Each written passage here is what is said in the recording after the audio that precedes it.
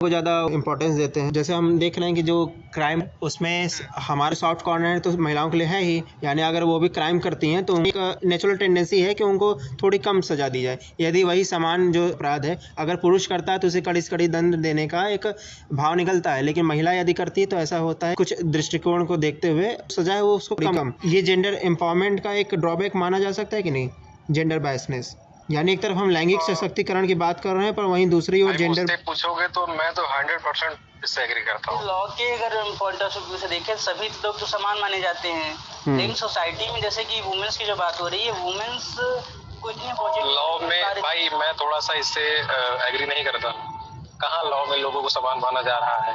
कि मैं अब डिस्कशन वाले टॉपिक पे जाना चाहूँगा। सोशल एम्पावरमेंट ये टॉपिक है डिस्कशन के लिए, तो मैं सबसे पहले कुछ इनिशिएट कर देना चाहूँगा ताकि आपको एक बेसिक आइडिया हो जाए किस बिहार पे बोलना है। तो मैं बता रहा हूँ, सुनिएगा ध्यान से। UnitedWayNCA.org वेबसाइट, इस पे हॉली मार्टिनेज एक लेखिका हैं, उनके द्वारा पोस्टेड ब्लॉग के अनुसार सोशल एम्पावरमेंट यानी सामाजिक सशक्तिकरण, परिवर्तन लाने और बेहतर भविष्य का मार्ग प्रशस्त करने के लिए ऑटोनॉमी, शक्ति, आत्मविश्वास और अन्य आवश्यक साधनों के निर्माण की प्रक्रिया है। यह इंडिविजुअल और कलेक्टिव दोनों स्तर पर होता है। कलेक्टिव लेवल पर सामाजिक सशक्तिकरण उन संगठनों तथा संस्थानों की तरह प्रतीत होता है जो हाशिए पर मौजूद लोगों के समूहों को सशक्त होने के लिए संसाधन हासिल करने में मदद करते हैं, और सामाजिक सशक्तिकरण का लक्ष्य हो सकता है कि जिनके पास इन संसाधनों तक पहुंच नहीं है उन लोगों को सेंस ऑफ आइडेंटिटी, कम्युनिटी और उनके वेलबींग हेतु उन्हें प्रोन्नति का अवसर समान रूप से प्रदान करना ताकि वे आगे बढ़ सकें।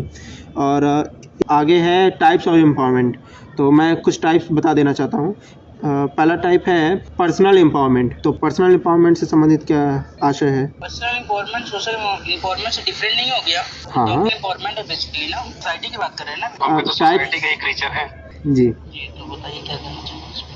मैं ये कह रहा था ये टाइप्स ऑफ एम्पावरमेंट में आ रहा है। पहला जो मैं आपको बता रहा हूँ उस विषय में पर्सनल एम्पावरमेंट से क्या अभिप्राय है? हाँ बोलिए। अभी तो कोई इन्फॉर्मेशन मेरे पास पर्सनल एम्पावरमेंट से लेकर तो नहीं। अच्छा, मैं कुछ पॉइंट्स बता दे रहा हूँ, इससे रिलेट कर लीजिएगा। व्यक्तियों या समुदायों, जी हाँ, जैसे कि पर्सनल एम्पावरमेंट का मतलब ये हो सकता है कि अपनी लाइफ के बारे में काफी कुछ जानते हो, अपनी लाइफ में जो डिसीजंस आप ले पा रहे हो वो जो है किसी के इन्फ्लुएंस में ना हो, जी, जो है और आपके पास जो इक्वल अपॉर्चुनिटीज हो जी, उसको आप जो ध्यान में रख के यूज कर पा रहे हो, मतलब आपको सभी अपॉर्चुनिटी के बारे में पता हो, अपनी लाइफ के उसी अकॉर्डिंग आप डिसीजन लो, ये हो सकता है। जी ठीक है। और अगला है इकोनॉमिक एम्पावरमेंट, आर्थिक सशक्तिकरण। अच्छा, मैं इनिशिएट कर 2 पॉइंट बता दे रहा हूँ ताकि आप लोग अपने स्तर पे कुछ विचार बना पाएँ। ठीक है, मैं बता रहा हूँ। इकोनॉमिक एम्पावरमेंट से अभिप्राय है व्यक्तियों या समुदायों के आर्थिक स्थिति और फाइनेंशियल इंडिपेंडेंस में सुधार करना, जिसमें स्थायी आजीविका बनाने, संपत्ति बनाने और आर्थिक कल्याण में सुधार करने हेतु संसाधन, प्रशिक्षण और स्वस्थ प्रतिस्पर्धा हेतु समान अवसरों तक पहुँचाना केंद्रित है। आपने सुना इकोनॉमिक एम्पावरमेंट क्या है? हाँ भाई, कंटिन्यू करो ना।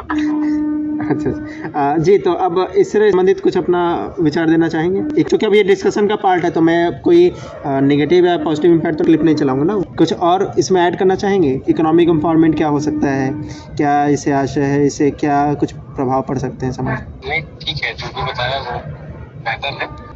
इसमें ऐड करने लायक बहुत कुछ तो है मेरे ख्याल से। अब ऐड करना है तो उसको माइक्रो लेवल हो जाएगा तो आदमी बहुत कुछ कर सकते हैं।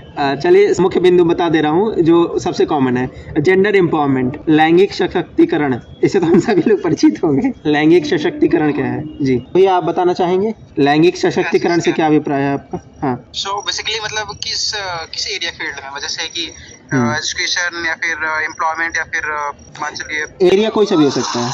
जी बेसिकली एम्पावरमेंट होता क्या है, जैसे किसी चीज का हम कुछ चीज लगा रहे हैं उसका आउटकम कितना हो रहा है, मतलब जितना हम इनपुट दे रहे हैं उसके सही आउटपुट हो रहा है कि नहीं हो रहा है ना। तो बेसिकली अगर हम कंपैरिजन करते हैं तो जैसे आप बोल रहे हैं जेंडर एम्पावरमेंट के माध्यम से, तो उसका तो हम लोग को रेशियो देखना पड़ेगा ना कि हम जितने मेल फीमेल को देख रहे हैं, मतलब उनके ऊपर खर्च कर रहे हैं, उनका आउटपुट कितना निकल रहा है, तो उसी हिसाब से हम लोग देख सकते हैं।